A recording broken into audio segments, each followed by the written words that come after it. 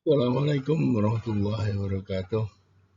Alhamdulillah kita jumpa lagi dan kita lanjutkan pembahasan tentang permintaan input pada pasar modal dan keputusan investasi. Di mana sebelumnya pada pertemuan yang lalu kita membahas tentang permintaan input pada pasar tenaga kerja dan pasar lahan. Pasar modal. Kalau kita lihat di sini pada pasar modal itu rumah tangga yang menabung itu akan memberikan supply terhadap modal.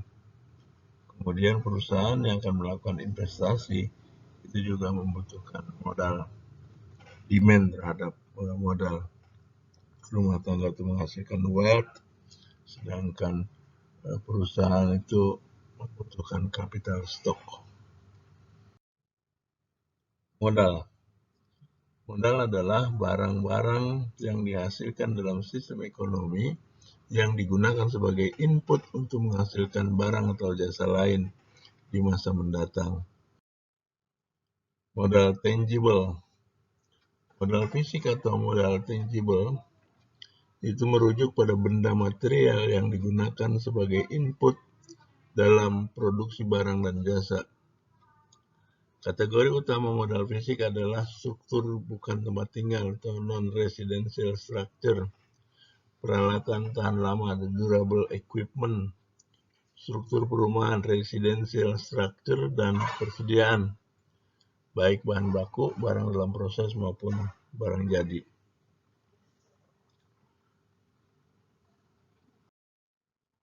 Modal sosial berupa infrastruktur. Modal sosial atau infrastruktur adalah modal yang menyediakan jasa layanan kepada publik. Kebanyakan modal sosial mengambil bentuk pekerjaan umum, misalnya jalan, jembatan, atau jasa publik, polisi, dan pemadam kebakaran.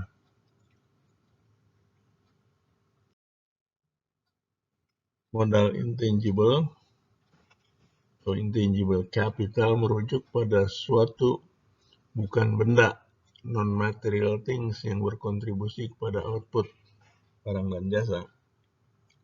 Misalnya sebuah iklan untuk membangun merek menghasilkan modal intangible yang disebut goodwill.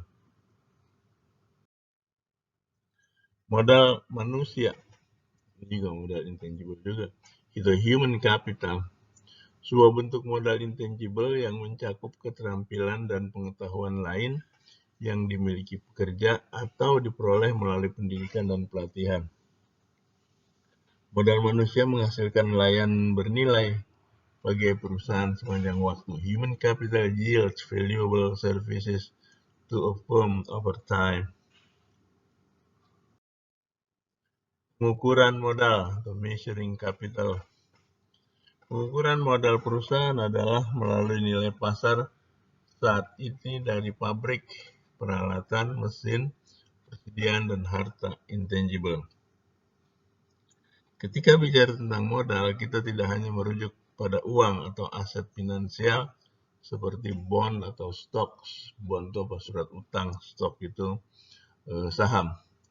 Juga aset fisik seperti pabrik, peralatan, mesin, persediaan, dan juga aset-aset intangible. Investasi dan penyusutan. Investasi merujuk pada tambahan modal baru kepada stok modal perusahaan. Walaupun modal diukur sebagai stok, investasi diukur sebagai aliran, flow. Aliran investasi meningkatkan cadangan modal, stok. Penyusutan adalah suatu penurunan nilai aset sepanjang waktu. Ini kita lihat aja nih, kasus Amerika. Pasar modal. Pasar modal adalah suatu pasar di mana rumah tangga menyediakan tabungannya kepada perusahaan yang membutuhkan dana untuk membeli barang modal. Nah, ini. $1.000 dalam bentuk tabungan ya, menjadi $1.000 dalam bentuk investasi. Jadi kalau rumah tangga itu punya penghasilan, maka ada dua yang dilakukan. Yang pertama adalah mengkonsumsinya dan kemudian menabungnya atau sebagian menabungnya, dan tabungan itu kemudian diinvestasikan, digunakan oleh perusahaan untuk menginvestasi barang modal untuk menghasilkan barang dan jasa yang kemudian dijual lagi di pasar. Pasar modal kita lihat dari surat utang atau bonds, itu adalah kontrak antara peminjam dan yang meminjamkan, di mana peminjam setuju untuk membayar pinjaman di suatu saat di masa mendatang, pokok ditambah bunganya. Pasar modal keuangan financial capital market adalah bagian dari pasar modal di mana penabung dan investor berinteraksi melalui perantara intermediaries. Pendapatan modal berupa bunga dan keuntungan. Pendapatan modal adalah pendapatan yang diterima dari tabungan yang sudah disimpan dalam pasar modal keuangan. Bunga adalah pembayaran yang dibuat untuk penggunaan uang. Bunga merupakan imbalan dari penundaan konsumsi. Jadi wajar saja kalau orang yang menabung itu mendapat imbalan, karena dia kan menunda konsumsinya untuk bisa menabung. Dan tabungan itu digunakan oleh yang membutuhkan investasi. Dan dia mestinya memang membayar biaya dari investasi, biaya investasinya. Keuntungan adalah kelebihan penerimaan atas biaya pada periode waktu tertentu. Keuntungan merupakan imbalan untuk inovasi dan risiko. Pasar keuangan dalam tindakan. 4 mekanisme untuk menyalurkan tabungan rumah tangga ke proyek investasi. Yang pertama adalah pinjaman bisnis. Kemudian yang kedua adalah modal ventura. Yang ketiga adalah penerimaan tetap. Dan yang keempat adalah pasar saham. Rumah tangga nabung di pasar keuangan finansial berupa bank, modal ventura, retained earning, dan stock market. Perusahaan menginvestasikan pada proyek, bisa kasus A, kasus B, kasus C, kasus D. Ya, bisa toko es krim, Biotechnology Corporation, New Auto Assembly, atau Peanut Business in Alaska. Jadi pasar keuangan itu menghubungkan tabungan rumah tangga dengan investasi perusahaan. Akumulasi dan alokasi modal. Pada masyarakat industri modern, keputusan investasi, keputusan produksi modal dibuat utamanya oleh perusahaan. Rumah tangga memutuskan berapa banyak uang ditabung, dan dalam jangka panjang kendala investasi yang dihadapi perusahaan. Kemudian pasar modal itu akses untuk mengarahkan tabungan ke dalam proyek investasi yang menguntungkan. Permintaan modal baru dan keputusan investasi. Pembuat keputusan harus punya ekspektasi tentang apa yang akan terjadi di masa datang. Proses investasi membutuhkan bahwa potensial investor mengevaluasi aliran jasa produktif di masa mendatang yang proyek investasinya akan dihasilkan. Pembentukan harapan, forming expectation. Kemampuan meminjam pada tingkat suku bunga tertentu berarti bahwa ada biaya kesempatan yang terkait dengan setiap proyek investasi. Proses evaluasi mencakup tidak hanya keuntungan mendatang, tetapi juga perbandingan alternatif penggunaan dana yang dibutuhkan untuk melaksanakan proyek. Paling minimum dana tersebut menerima sebesar bunga pada pasar uang.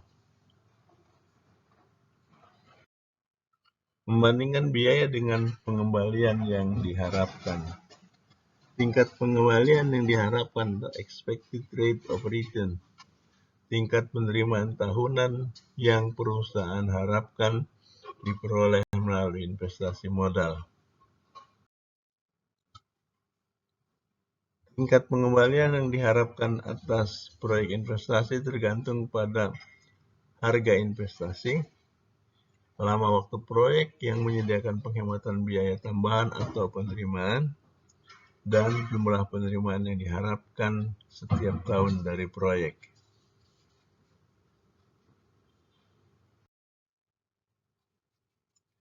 Misalnya contoh potensi proyek investasi dan tingkat pengembalian yang diharapkan dari perusahaan berdasarkan prediksi dan keuntungan dari proyek investasi. Jenis proyek, total investasi, expected rate of return.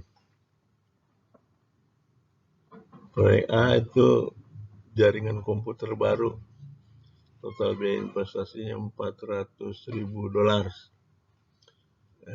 Expected rate of return-nya itu 25%, paling tinggi itu. New branch plan, pabrik cabang pabrik baru, itu total investasinya $2.600.000. Expected rate of return-nya 20%. Ini contoh-contoh bagaimana proyek investasi, kemudian besar investasi, dan rate of return-nya.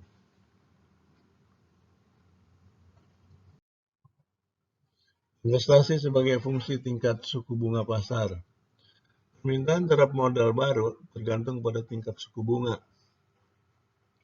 Ketika suku bunga rendah, perusahaan cenderung berinvestasi pada pabrik baru dan peralatannya. Tingkat suku bunga menentukan biaya alternatif dari setiap proyek. Jadi kalau makin tinggi tingkat suku bunga, maka pemikiran investasi akan ditunda dulu, karena akan ada bagaimana biaya opportunity dari setiap proyek yang dijalankan. Kalau biaya proyek itu, kalau return dari proyek itu lebih rendah dari tingkat suku bunga, cenderung untuk tidak melakukan investasi. Tapi kalau lebih besar dari tingkat suku bunga, jadi suku bunga rendah, dia akan melakukan investasi. Logikanya begitu. Permintaan investasi, mana kita lihat pada kurva di sebelah kiri ini adalah kurva permintaan investasi. Kurva permintaan pasar untuk modal baru, untuk investasi artinya, merupakan penjumlahan kurva permintaan individu untuk modal baru dalam perekonomian. Permintaan modal baru untuk permintaan investasi. Secara nalar, schedule permintaan investasi merupakan ranking dari semua kesempatan investasi dalam perekonomian dalam rangka memperoleh hasil yang diharapkan. Ya pokoknya sih returnnya paling tinggi, paling cepat, return paling tinggi. Tingkat pengembalian yang diharapkan dan marginal revenue product dari modal. Perusahaan pemaksimum keuntungan dengan pasar bersaing sempurna akan terus berinvestasi sampai suatu titik di mana tingkat pengembalian yang diharapkan sama dengan tingkat suku bunga. Ini analog dengan MRP dari modal, marginal revenue product of capital, sama dengan biaya modal, PK, biaya modal. Jadi itu patokannya. Dan demikian bahasan untuk pasar input, terutama pasar modal. Dan ini beberapa konsep dan terminologi yang saudara perlu review. Ada bond, ada capital income, capital market, capital stock, depresiasi, expected rate of return, financial capital market, human capital, intangible capital, interest, investment, physical or tangible capital, profit, social capital or infrastructure. Sekian pertemuan kita untuk pembahasan tentang pasar input dan terutama pasar modal. Dan ada lampiran untuk pembahasan ini yang nanti saya akan jelaskan video berikut. Terima kasih. Assalamualaikum warahmatullahi wabarakatuh.